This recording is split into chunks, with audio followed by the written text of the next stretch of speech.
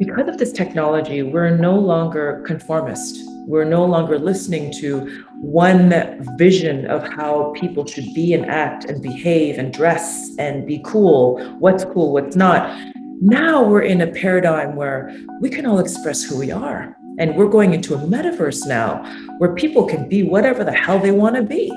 And there are no limitations.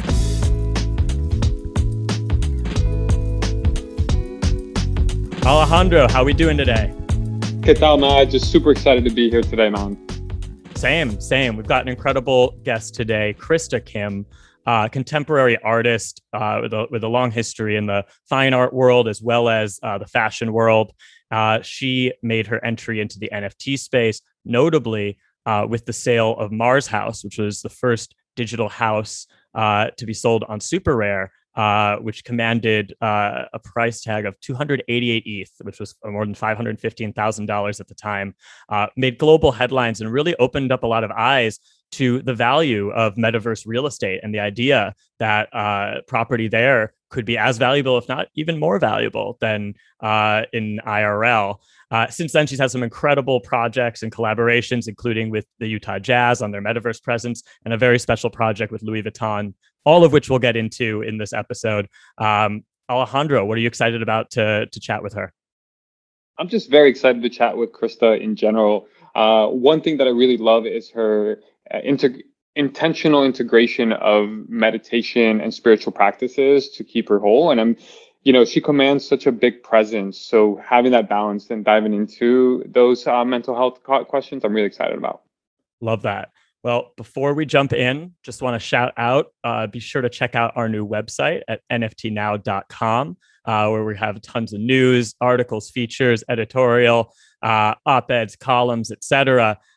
Moving forward, very excited to get that going. You can also sign up for our newsletter there to make sure that all the noise that's going on in the NFT space gets distilled and simplified into actionable insights into your inbox.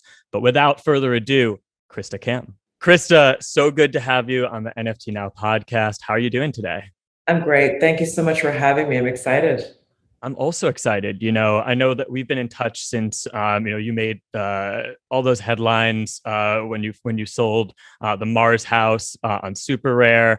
But before we, get into that and all of the exciting projects that you've been doing since, I'd love to just, for our listeners who may not be as familiar with your work, just get a little bit about your background and how you entered into the NFT space. Right. So I've been doing digital art since 2013, and I actually did my master's in fine art in Singapore. And that's where I sort of converted from traditional painting into digital because I saw that light is the new ink with all our digital devices. And I decided to go into digital because I wanted to express pure consciousness and Zen culture into the 21st century and beyond. I believe that meditation will save us from the machine and art will save us from ourselves. And so for me as a digital artist, I found it very challenging, in the beginning since 2013 to find collectors to really gain traction. But I was like really hustling in the art world and doing shows. And in 2018, I actually did a collaboration with Lanvin. And it was a pretty good, amazing showcase of my work being printed on the haute couture line, the entire fashion show. And the thing is, it was still very challenging as a digital artist to have a viable, career. And it was, it was a struggle. But then at the same time, during the COVID crisis, during the height of the COVID crisis, I created the Mars House. And it was like my dream home. And I created that project along with 4 other sort of Zen design architectural installation projects between February and May of 2020. And then December came around and I was really freaked out about the money printing and the fiat currency issues. And I thought, okay, well, I have to protect my investments. So I looked into Ethereum and Bitcoin and I discovered blockchain. I Googled art blockchain. I discovered NFTs. And then I discovered SuperRare. So I signed up, was whitelisted by February, and then the Mars House was minted in March, and the rest is history. That's a really powerful story. So it's like a nuanced, beginner's luck in a way, right? It's really awesome, but with so much years compiled into it. When you built the Mars House, what did you think the outcome of it would be? Yeah, so, when I was researching and trying to understand, NFTs and why people were collecting NFTs and where they were keeping NFTs, I learned that NFTs are collected by crypto collectors who own real estate on Metaverse platforms like Decentraland CryptoVoxels.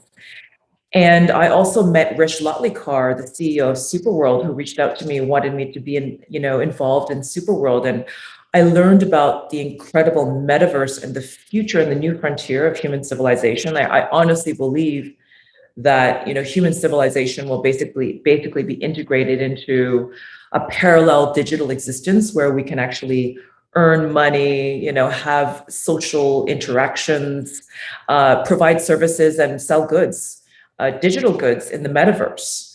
And when I saw this future, I felt that the Mars house would be, obviously I had the assets, built-in game engine already since last May. And I thought, oh my God, I always wanted, and I pictured myself as I created this dream home of mine to be there in VR. And that was already the intention, but to actually mint it and to, create the asset value. Once you mint it as an NFT and then sell it as real estate, as a house that you can upload into your metaverse, that to me was the ultimate, statement for an NFT. So that's what motivated me to mint the Mars house. And for me, I had no idea whether or not the market was ready because we were still in the first generation of NFTs on SuperRare and Known Origin, all these first generation platforms that were still selling primarily 2D assets and videos, pictures. I thought, wow, is there a collector that will understand, what I'm doing here? And luckily, I encountered AOI who bought the piece, and it was wonderful. I love that. Chris, I really remember that moment. I was actually at Modern Luxury at the time, prior to us launching NFT Now. And I remember that was one of those early developments that kind of resonated outside of just like the NFT community and that like sort of that space.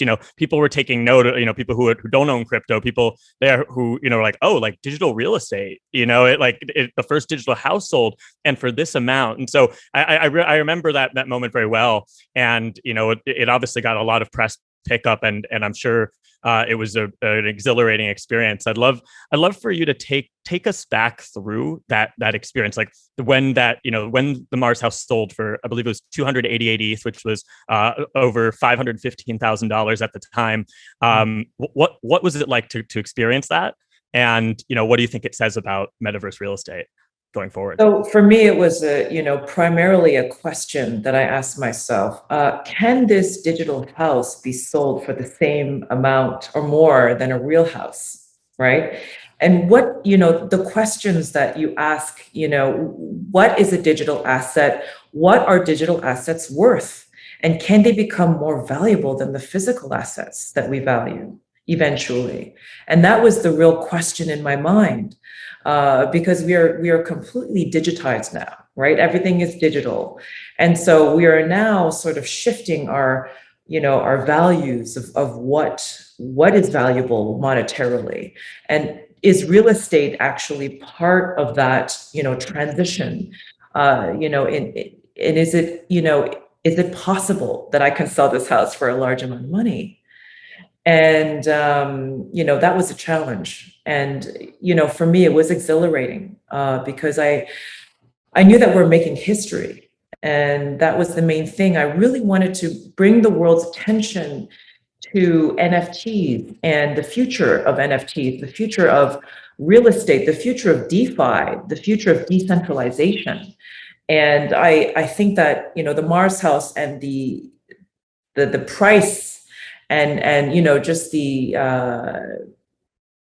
I would say that a lot of people were shocked and they questioned this new reality. A lot of them thought it was a joke. A lot of people didn't even know what an NFT is. So that was really the beginning of the mainstream really encountering this shift, this major shift that's happening. And we know that decentralization and the crypto revolution that's happening in our community, which is a very small percentage of the world's population, but we really are at the forefront of, transforming the world's economic systems, political systems, and everything, including real estate.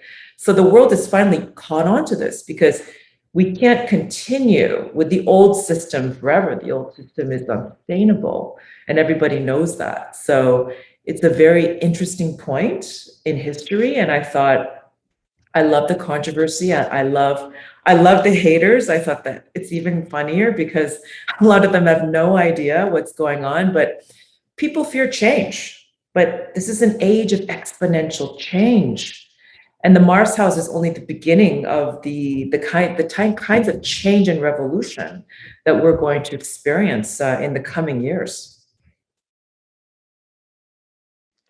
I love that focus on change and how early you are in terms of adoption, and your drive to bring this to mainstream to as many people, right? It's not just about cultivating or nurturing, but also nurturing and expanding, what I'm hearing from you. And speaking of the digital metaverse, I'd love to flip this to a more recent project of yours that you've had. So I'd love to talk about the Utah Jazz project, and let's talk about Louis Vuitton involvement, and what excited you about these projects, and what was your involvement in them? Well, I mean, it's such a great honor, first of all, to be, to be requested by these incredible organizations to collaborate. So Louis Vuitton reached out to me, it was 4 months ago, to, first of all, they invited me to be a member of the Louis 200 group, 200 group of visionaries around the world in all different fields. Architecture, we have an astronaut, we have people in science, people in art, incredible luminaries. And it's a real honor to be included in this group. They basically created a campaign to celebrate the 200th birthday of Louis Vuitton, the founder of Louis Vuitton, who created the chest luggage that's waterproof, that made his name famous around the world and synonymous with luxury and travel and vision.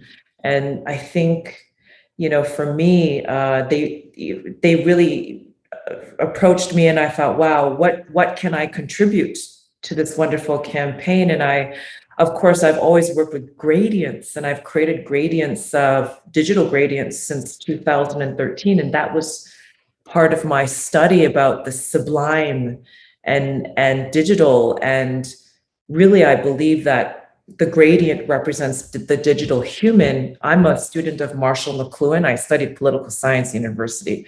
I know it's kind of a mixed bag, but for me, I really am passionate about understanding mass communications and technology and how they affect, human psyche, and then therefore, how people communicate, and, society and culture at large.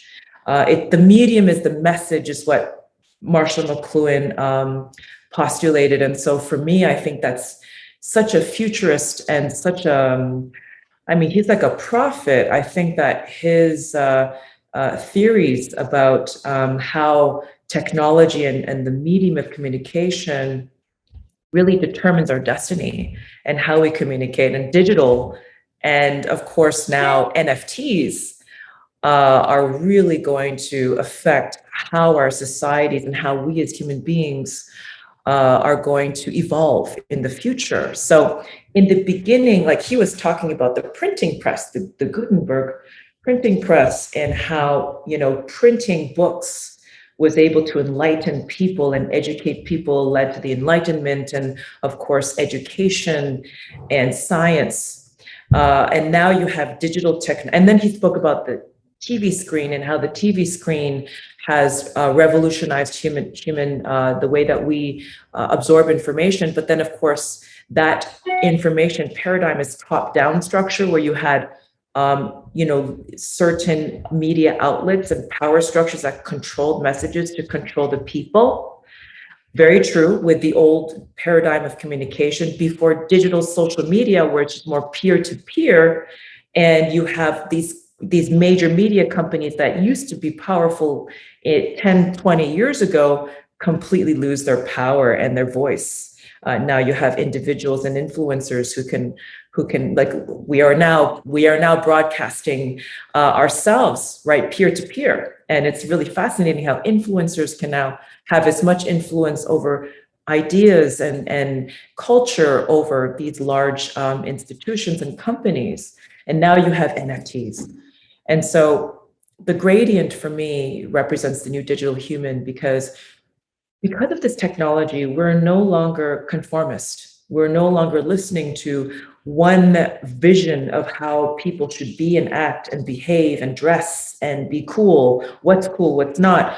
Now we're in a paradigm where we can all express who we are. And we're going into a metaverse now where people can be whatever the hell they want to be.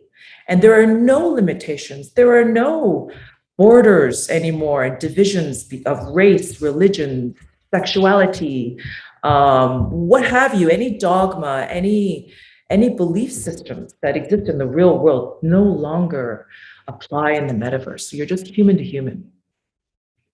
And with that, understanding that, I think that the gradient represents this authenticity because we are all now complex gradients and spectrums as individuals, and combined we're all gradients. So the gradient really is fascinating to me as a symbol of the new digital age and what it means to be human. And so I presented that as my Louis Vuitton statement and an artwork that also communicates fluidity, optimism, and the digital age, the metaverse, the future. I'm a futurist, and I think that LV is poised as a company to really tackle that future because they're open to new ideas, and they're taking ideas from great ideas from the world, from these visionaries. So yeah, so that's a story about the gradient and LVMH, and I created a sculpture. We're doing a world tour. It's going to happen for about a year. We're going to the Venice Biennale next year for a special showcase. And then the end of next year, we will have an auction at Sotheby's with 100% proceeds going toward charity to support art and art programs for communities globally. Yeah, so that's Louis Vuitton. But for Utah Jazz, it's amazing because I love sport. I can't say that I'm an expert in basketball or that I follow basketball closely, but I love basketball and I love the culture. And I think it's very also tech oriented. You have a lot of tech entrepreneurs taking on the basketball culture and owning teams and pushing that culture forward. For me, when Utah Jazz, Riley Demps, who's the NFT strategist, reached out to me, he sent me an email and I'm like, wow, what an interesting challenge. Here's an NBA team that, that wants to collaborate with an NFT artist to do a drop. And I had no idea how that would work out. But in the end, of course, for me, it's the metaverse that came to me straight away because I built the Mars house. It's built in spatial.io. I thought, why not create this incredible metaverse experience for the fans as an NFT, experiential NFT? That's, this is the future where fan engagement organizations, every sport team, they're going to have metaverse, and they're going to have metaverse interaction and community building using NFTs. This will be the future of utility for community building. I love that. And I think we'll dig a bit more into your thoughts on the metaverse as we go. But I know you've also got you're being featured in an upcoming Sotheby's auction and exhibition as well. I believe it's curated by Steve Aoki, and it's a public art installation NFT. I'd love to hear a bit more about what you have in the works on this project too. Oh, yes, thank you. This is a very exciting project. It's called Continuum, and Continuum is a public art installation that I basically came up with a few years ago already. I actually did a public art installation. I like to use the screen as a mechanism for healing and for pure consciousness. As I mentioned before, I'm a meditator.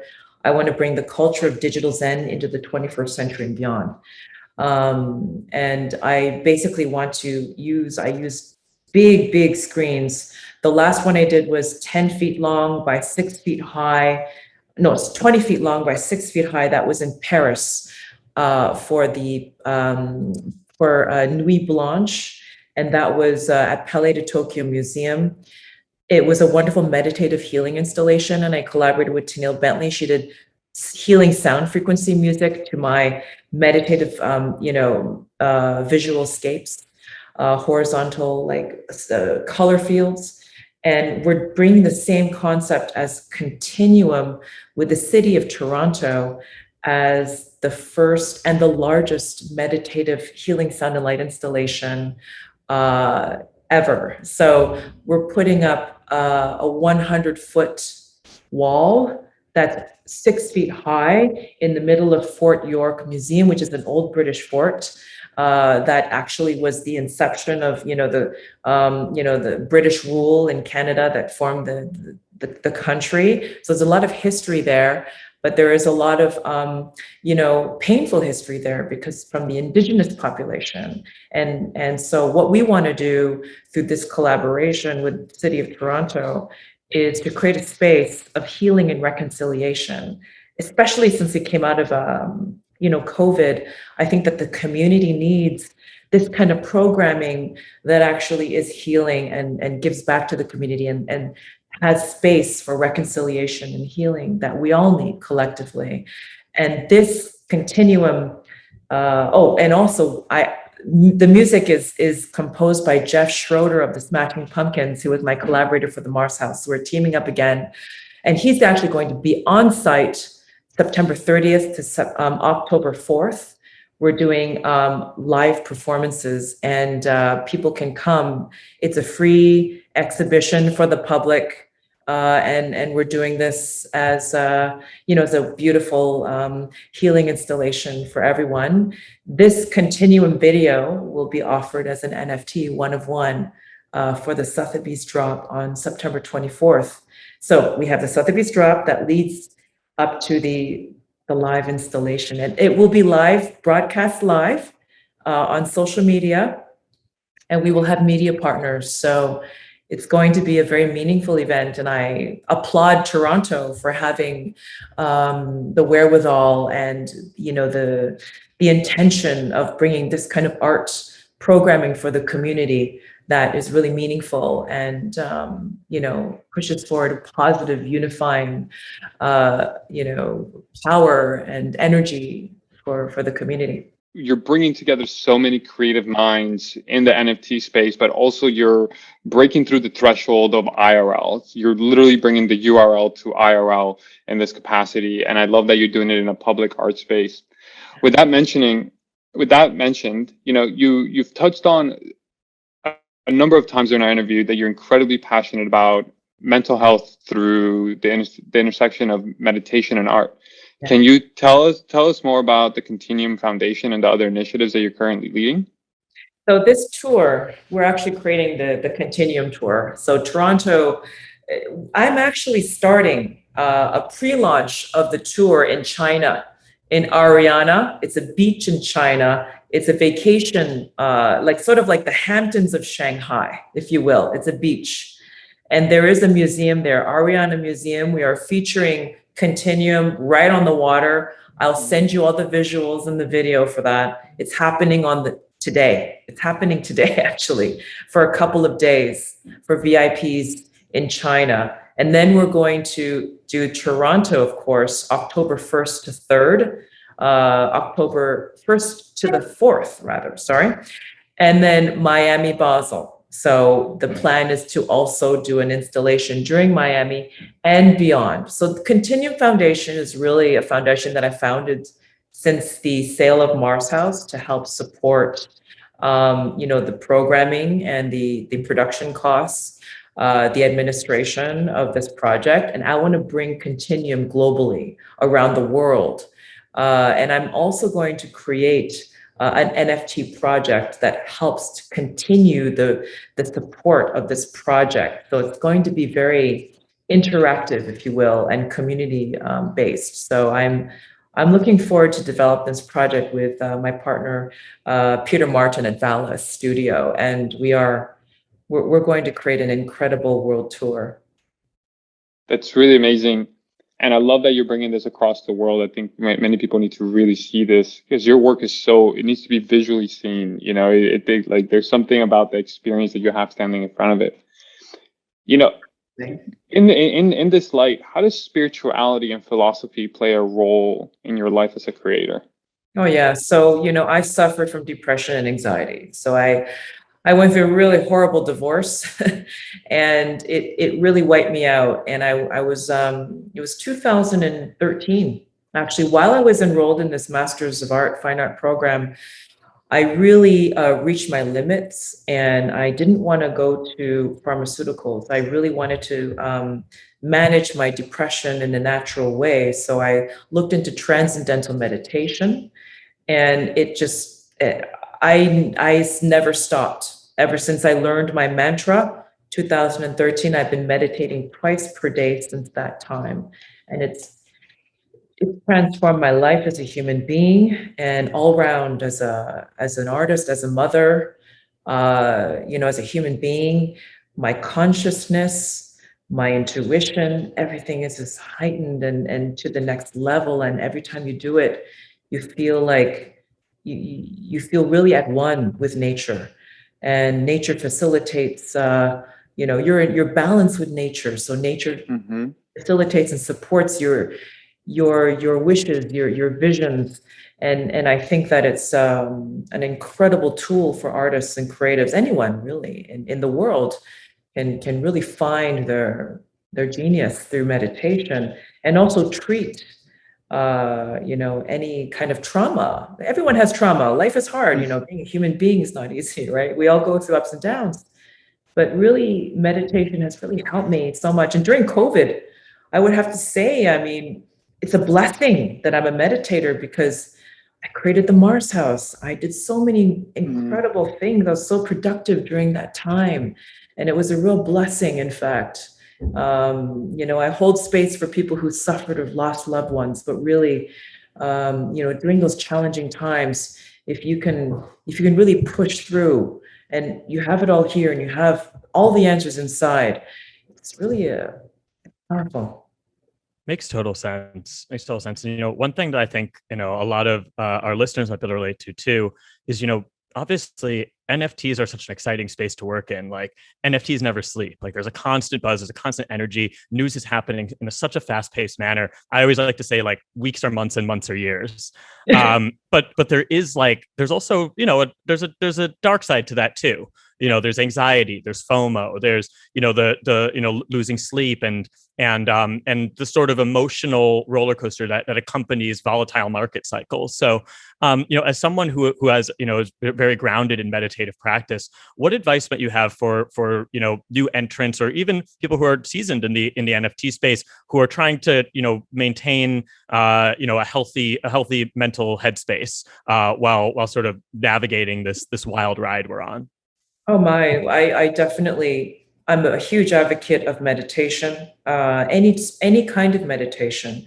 I believe that meditation, as I said, meditation will save us from the machine and art will save us from ourselves. Our digital devices are not designed for our well-being. In fact, our devices are quite parasitic and quite disruptive. Our prefrontal cortexes are being hijacked through digital. And it's very important that we exercise that part of our brain because the prefrontal cortex really manages executive functioning and, our basically willpower, the ability to manage and self-regulate. It's all in the prefrontal cortex. So you find that, for example, children who have extreme behavioral issues have a very underdeveloped prefrontal cortex. And in fact, meditation can grow that gray matter, and it's scientifically proven to do that. So, every human being has this ability to stretch. It's a muscle. So just like physical exercise, exercise the brain, exercise your consciousness and grow gray matter in the most important muscle of your body, which is the brain. I think that's extremely important. And then, of course, I think that, having valuable relationships, real meaningful relationships in your life is really invaluable. I think that really contributes to the value of human life, and giving to society, giving to your community, and actually having beautiful relationships with people that love you and care for you and you care for them. That's such a beautiful experience. And of course, I think that's very important, having good relationships, good people who care about you. And then, of course, I think that we all have to take a break, and we all need to take a break from our devices. And whether that's every day that you have, a time that you set, okay, no more, and you just sort of like, give yourself that space, or you take a vacation and you do an absolute digital detox. I think digital detox are great. But I understand right now we're in the middle of a bull market, and it's almost impossible to keep your eyes off, your investments. And, we have to manage our, everything very carefully and monitor everything. Yeah, it's a thing where you have to really find balance and, know for yourself, and, just be informed. I think, for me, I follow the markets. I'm invested in crypto, but I meditate every day. So I don't feel like, crazy anxiety. It's really great for managing anxiety. So that's my takeaway. That's really powerful, and I love the insights and the takeaway, Krista. You're definitely someone who's intentional about these practices, and you can see this very clearly on your Twitter timeline as well. So it's not you're always giving a lot of wisdom and sharing it with the world. There was an interview that I really loved about you that really hooked me. And you mentioned something that you said, you have a saying that the most beautiful thing you can give the world is a good idea. What do you mean by that? I think really being an artist, and anyone can be an artist, I think the definition of what art is, even is right now being rewritten. Being an artist is really expressing who you truly are authentically, and bringing great ideas into the world that actually help humanity. And if you can do that, then that's your legacy. And I think that it's valuable. And if you can touch people that way, where, you can give through your skills, through your passion, to people, and inspire them, to be better themselves, to feel good, to be inspired to do good, then I think that's art. And I think that, art has been so commercialized, and yeah, I mean, rightly so. It is a commercial enterprise. But, I think just in the recent history where you had galleries and intermediaries, selling art as product, I think that we should also move into art as consciousness, art as ideas, art as, ways of pushing humanity forward. There's Plato's cave, right? The allegory of the cave. And I think that, human beings, if you're in the cave, I think that we had been living in a cave for a long time, under surveillance capitalism, under corporate hegemony, under, our economic systems that are, actually oppressive, and keep most people in the dark. I think that with, NFTs, it's another way out of the cave, where there's a light, and people can actually come out, and they could be sovereign beings, and they can be enlightened with their own knowledge. And I think NFTs is a powerful, supreme art medium where you can actually encapsulate ideas into eternity, and it's immutable. So no government, no organization, no elite structure can destroy those ideas. They are immutable, and they will carry on into infinity, into the future, where an alien race will discover and understand what human beings did and once were, and our valuable, legacy, and the lessons that we learned as a human civilization. We can carry that into the future, into infinity. So that's through the NFT, and that's quite powerful. Absolutely, absolutely. And as we kind of draw things to a close, speaking of getting outside the cave, I said I'd bring things back to the metaverse. So I think as a closing question, I know you spoke about like your vision for where you believe like real estate and ownership and people's lives will reside in these virtual worlds. I'm curious to hear sort of your thoughts around like which virtual worlds and like which projects are really exciting you right now. Like what is standing out in the metaverse that's like really inspiring you? When I first met Rich Lutley-Carr of Superworld, I was extremely inspired, and I've become the global ambassador for the platform. I believe in the vision of making the world a better place, making the world about humanity first. And if we could harness the power of very powerful technology like augmented reality, with the right intention, then I think that we're headed in the right direction. I don't want technology to be parasitic and use people as product. The social media platforms like Facebook, with surveillance capitalism, taking our data, using us as product. I don't believe in that. And I think that's very dangerous to allow companies to simply take our sovereignty and our human rights away from us. Because I believe that data is power, and data sovereignty should be a human right. It should be written into the Human Rights Code. I think that's the new reality and the new paradigm that we live in. So, speaking with Rich, we have a lot of common, we have a common mission to make the future a better place, and to be stewards of this very powerful technology to actually make the world better and enhance human life. Apple glasses. Once Apple glasses hit the market and become mass adoption, then the world will change again. Just as they had changed the world, Steve Jobs changed the world with the smartphone. We are going to change the world with Apple glasses. And life will never be the same, but we have to make sure that that technology is not being used in the wrong way. And so Superworld is where I am actively making sure that we are, using the technology to enhance education, enhance, society and cultural enrichment with the intention of making humanity better and moving into the future. And that's a project that I'm very, very passionate about.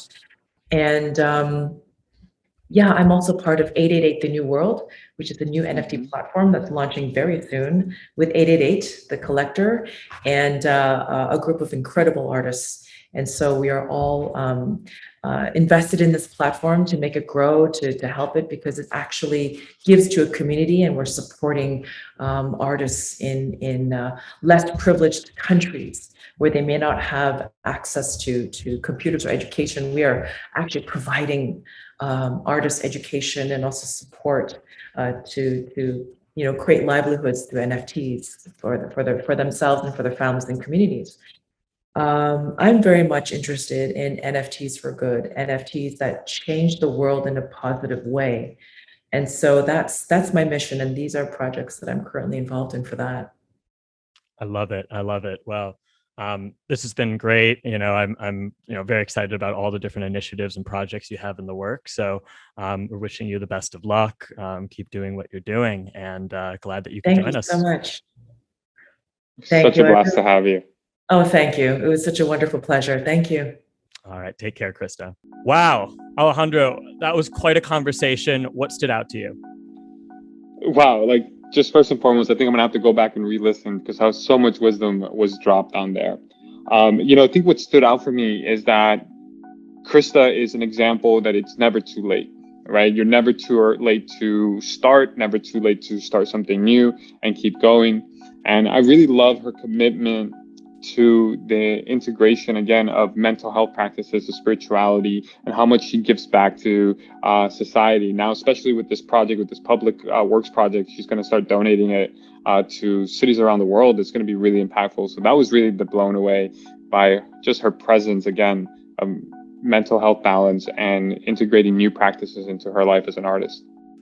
Yeah, it's incredible. I was really inspired by just how many different hats she wears, and how many different contexts she's comfortable in as a creator. There aren't that many people who can create metaverse real estate, then work with an NBA team and work with, a top flight, fashion house. It's amazing how adaptable she is. And I think it speaks to everything you just said with like her spirituality and her meditative approach as to how she's really able to be like a kind of a visionary creative in those different contexts. So really great conversation. If you enjoyed this podcast episode, just want to urge you to be sure to leave a review on whether it's Spotify or Apple Podcasts, wherever you're listening. We love to hear feedback and hear from our listeners. So be sure to do that because it also helps us continue to reach you with the best content. So thank you for listening, and we'll see you next time.